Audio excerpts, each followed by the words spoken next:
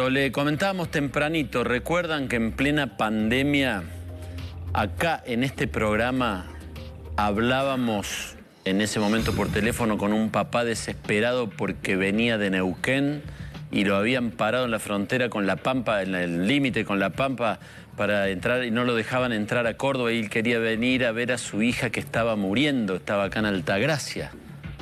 ¿Recuerdan?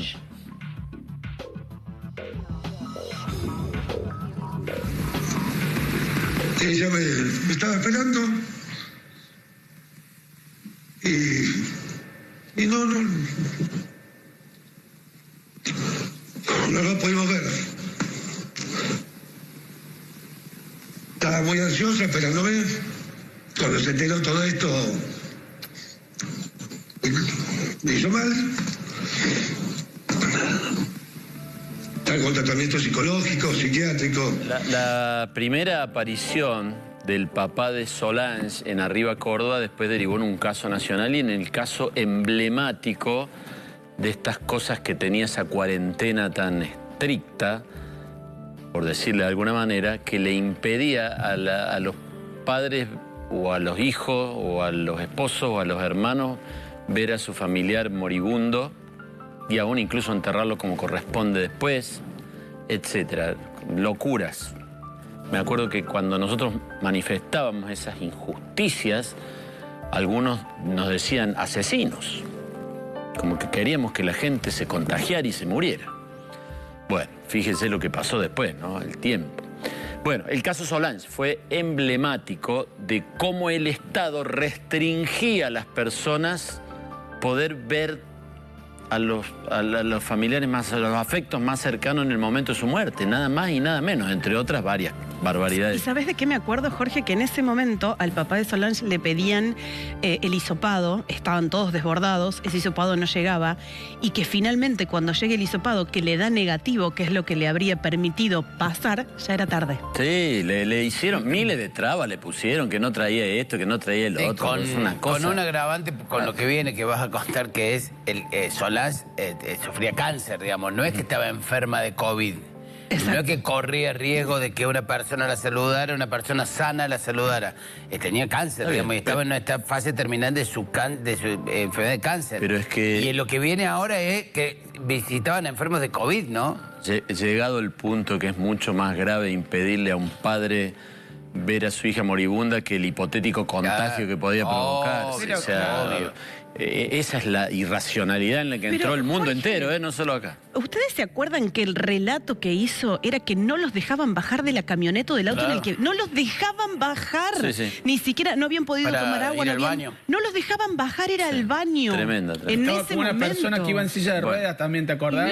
Que lo escoltaron hasta salir de Córdoba. Bueno, ayer en un acto se hizo...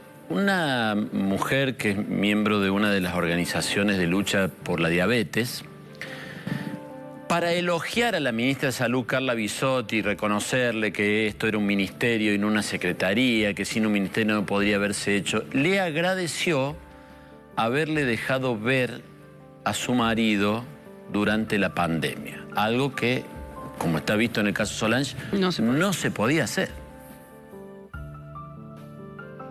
Soy Silvia Brunoldi de la Liga Argentina de Protección al Diabético, así que bueno, quería agradecer dos cosas. Primero, en el marco que estamos hablando de la pandemia, quiero agradecer y felicitar a todo el foro, en lo personal, también a Carla, y que gracias a ella pude despedir a mi esposo, y luego el decreto que permitió que las personas pudiéramos despedir a nuestros familiares en sus últimos días.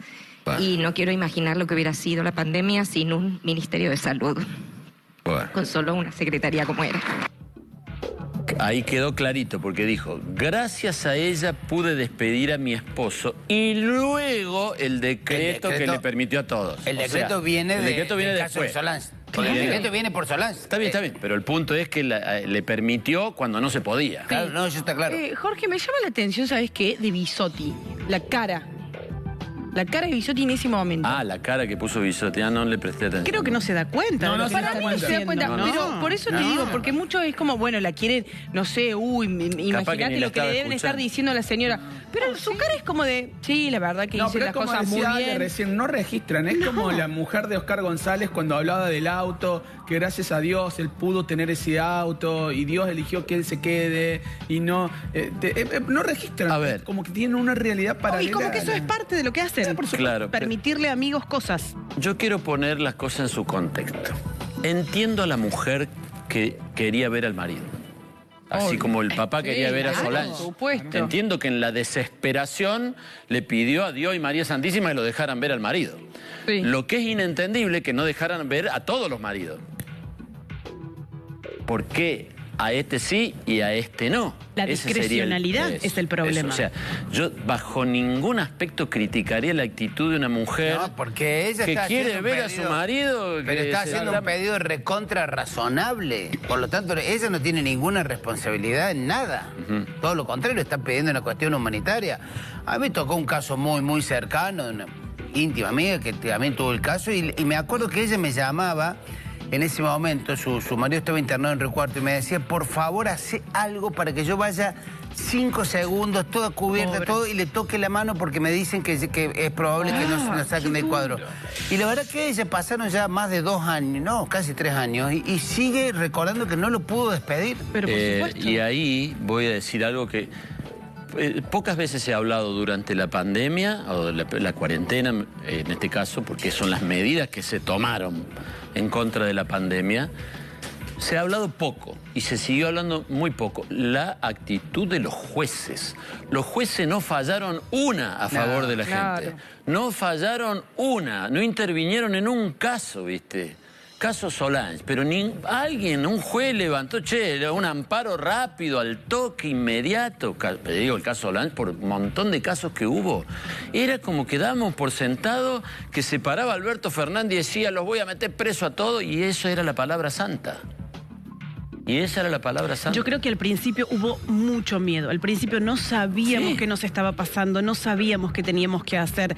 Hoy entendemos todo lo que pasó. Creo que hubo un primer momento en donde de verdad estábamos todos perdidos. No sabíamos a qué nos enfrentábamos. A ver, sí, es Pero cierto. deberían haber sido atendidas esas particularidades. Es que, a ver, es cierto que estábamos perdidos. Y yo recuerdo siempre la frase de la primera ministra noruega que dijo, hemos tomado muchas decisiones por miedo.